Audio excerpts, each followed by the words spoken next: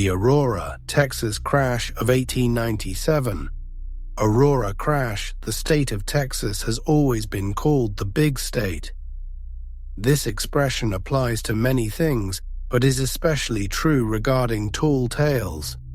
I have heard them all of my life, and sometimes it is difficult to separate truth from fiction. Such is the case with one story that comes from the small town of Aurora. The town's history book labels the community as the town that almost wasn't, and that expression is directly related to the legend of a spaceship crashing into a windmill and the burial of a small alien creature found in the aftermath. This event has become the most important news story to ever come out of this small Texas city. Aurora was designated a historical site by the state of Texas. The year was 1897, and this was the year of the great airships reports in the United States. As the story goes, it was on April 17, 1897, that a slow-moving spaceship crashed into a windmill, bursting into pieces. As the debris was searched through, supposedly the body of a small alien was discovered. Originally, the alien pilot was dubbed the Martian pilot. Some of the debris also revealed material sketched with a type of hieroglyphic. The townfolk gave the poor little creature a proper burial in the local cemetery.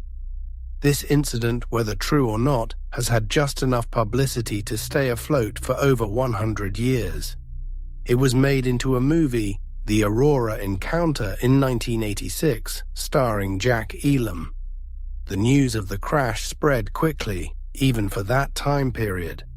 A newspaper article of the event still exists, written by S.E. Hayden, reporter for the Dallas Morning News. Below is the original article, Aurora Cemetery. About 6 o'clock this morning, the early risers of Aurora were astonished at the sudden appearance of the airship which has been sailing around the country. It was traveling due north and much nearer the Earth than before.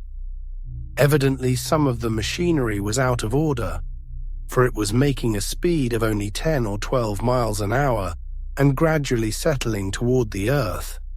It sailed over the public square, and when it reached the north part of town, it collided with the tower of Judge Proctor's windmill and went into pieces with a terrific explosion, scattering debris over several acres of ground, wrecking the windmill and water tank and destroying the judge's flower garden. The pilot of the ship is supposed to have been the only one aboard, and while his remains were badly disfigured, enough of the original has been picked up to show that he was not an inhabitant of this world. The story never gained a lot of exposure at the time, but eventually it was commented on by UPI on May 24, 1973. Aurora, Tex. UPI. A grave in a small North Texas cemetery contains the body of an 1897 astronaut who was not an inhabitant of this world, according to the International UFO Bureau. The group, which investigates unidentified flying objects, has already initiated legal proceedings to exhume the body and will go to court if necessary to open the grave, Director Hayden Hughes said Wednesday.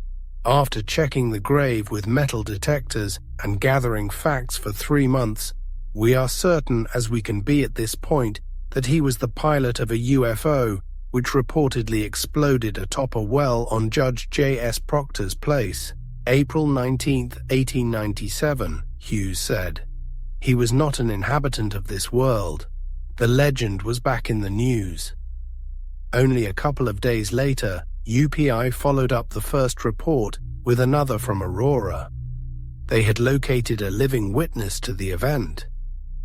A 91-year-old who had been a girl of 15 in Aurora at the time of the reported incident, was quoted. "I had all but forgotten the incident until it appeared in the newspapers recently." She said her parents had actually been to the crash site, but had not allowed her to accompany them for fear of what might be in the debris. She recalled that the remains of the pilot, a small man, had been buried in the Aurora cemetery, validating the other legends. The Associated Press now joined the chase for the sensational story. From the city of Denton, Texas, came this account. A North Texas State University professor had found some metal fragments near the Oates gas station, former Proctor farm. One fragment was said to be most intriguing because it consisted primarily of iron, which did not seem to exhibit magnetic properties. The professor also said he was puzzled because the fragment was shiny and malleable instead of dull and brittle like iron. For reasons unknown, the Aurora Cemetery Association fought the attempts to exhume the alleged alien body. They were successful, and the dead alien's remains stayed a mystery. The town of Aurora still shows traces of military intervention today, and the question must be asked, why would the US military be in the town of Aurora? Anyone familiar with the Roswell crash of 1947 will remember that debris from Mac Brazel's field was flown to Fort Worth, which is only a short hop's distance from Aurora. Is this why the military was in Aurora? Could the government have the alien body?